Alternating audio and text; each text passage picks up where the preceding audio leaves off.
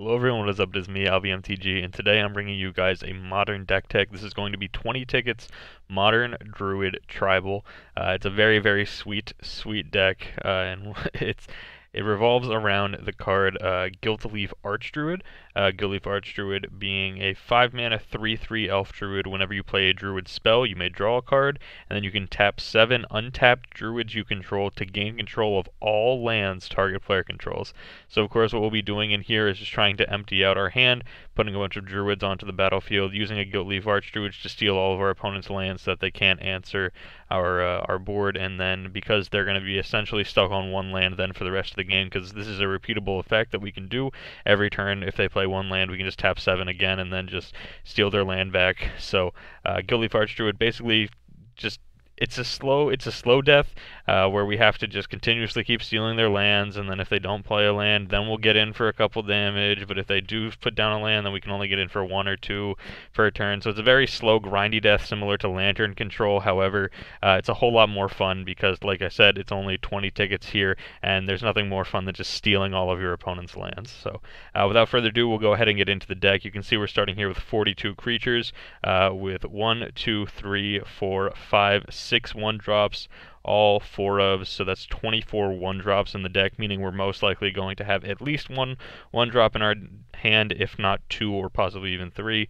We're going to start off here with Arbor Elf, taps to untap target forest, nice and simple. Boreal Druid, this one probably being the worst one in the deck. This one tapping for a colorless snow mana instead of a green mana, but still it's another 1-mana druid that can help us ramp, which is super nice. Elves of the Deep Shadow, this one does ping us for 1 and creates a black mana, but again, 1-mana elf druid that ramps us. It's exactly what we want. Elvish Mystic here, similar to Llanowar Elves, which was just reprinted in Dominaria, 1 green mana for a 1/1 that taps to add a green to our mana pool. Here we have Llanowar Elves itself, again, like I said, printed in Dominaria, 1 green mana, tap to add a green to your mana pool, and then it's a 1/1. And then here we have Treefolk Harbinger. Treefolk Harbinger is super sweet in this deck because it's a druid, and then whenever it enters, whenever it comes into play, you may search your library for a Treefolk or Forest card, reveal it, then shuffle your library and put that card on top of it. So it doesn't draw you a card, but it does let you filter your draws. So if you feel that you want the additional land, then you can do that. If you're just trying to get additional druids, then Treefolk Harbinger can find your second Treefolk Harbinger, which can then find your third Treefolk Harbinger, which can then find your fourth Treefolk Harbinger, and you can just start chaining druids so that you're guaranteed to be drawing a druid per turn, if that's what you really need to be doing in that situation. So those are our 24 1-drops. Onto the 2-drops, we have Devoted Druid. Devoted Druid, again, tap to add a green to our mana pool, this one being an 0/2, and then we can put a -1/-1 counter on Devoted Druid to untap it. So we could produce 2 green mana in 1 turn with Devoted Druid if we found that to be necessary. Here we have Elvish Archdruid, which is super sweet. You can tap to add a green to your mana pool for each elf you control. Most of the cards that I showed you guys already were elves, along with being druids, so this is just super nice. And then it does give them +1/+1 as well. However, that's not overly relevant. The only place where this is going to be super relevant is against cards like Forked Bolt and Electrolyze. Our deck is super bad against things like Forked Bolt and Electrolyze because they're just 2-for-1s every single time. So having the additional 1 toughness given here from the Elvish Archdruid can be super important. Next up we have Sombre Sage. Add 3 mana of any 1 color to your mana pool. Spend this mana only to cast creature spells. Again, another creature that dies to Forked Bolt / Electrolyze. However, this does in fact add 3 mana to our mana pool, which can help us ramp out things like this next card, the Gilt-Leaf Archdruid itself. You know, we can just get this out super fast, and then we can have quite a few untapped druids remaining if we spent 3 mana just from 1 creature. Regal Force is a very nice one here because we're going to be emptying out our hand a lot. This is the only creature in the deck that is not a druid, and so basically what Regal Force does lets us refill our hand so that we can just re-empty it again really quickly. I am playing 2 in the deck. It is possible that we want more, but again, like I said, it's not a druid, and it's mainly just our big payoff card once we've emptied out our hand.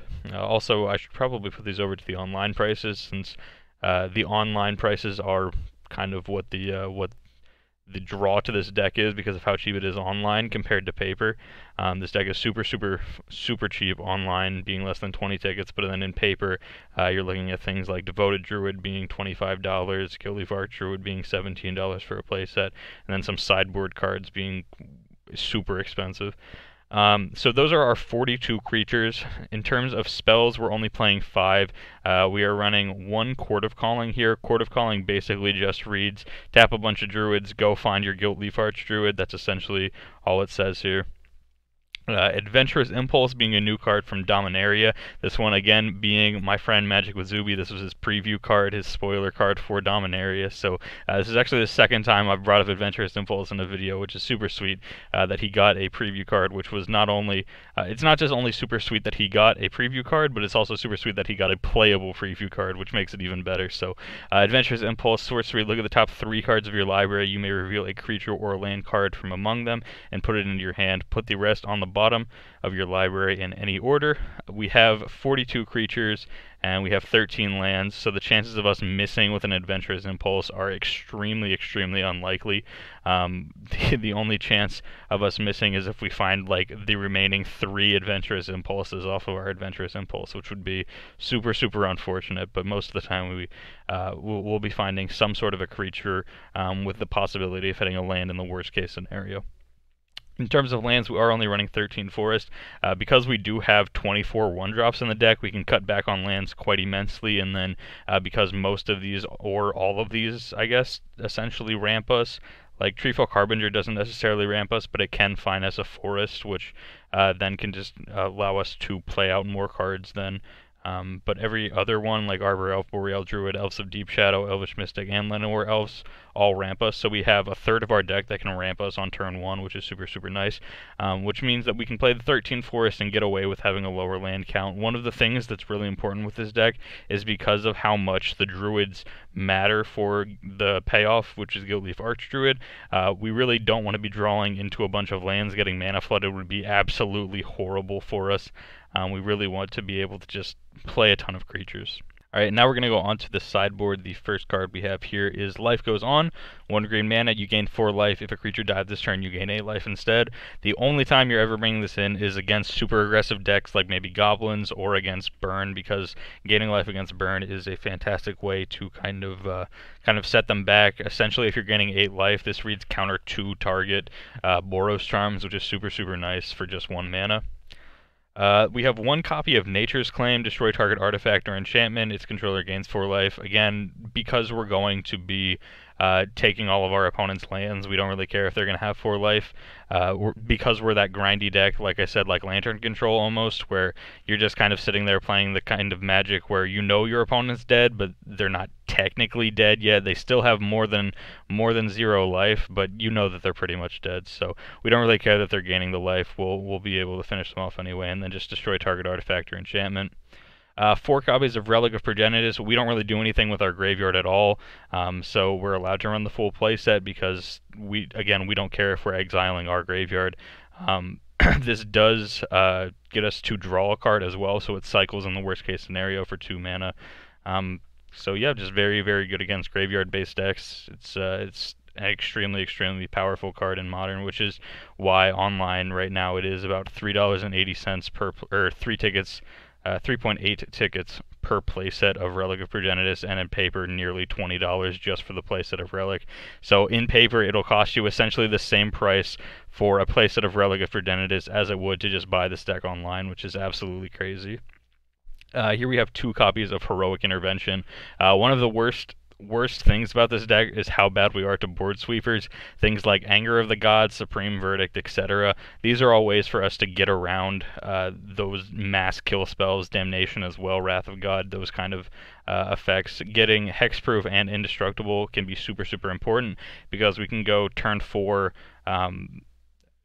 or not even turn 4. Turn 4 they'll be playing the Supreme Verdict / some sort of board wipe effect, or 3 mana if it's, or turn 3 if it's Anger of the Gods. But nonetheless, we'll be able to just hold up this Heroic Intervention, save all our guys, untap, play the Gilt-Leaf Archdruid, and then if they can't deal with the Gilt-Leaf Archdruid, we're going to steal other lands and we're going to win the game.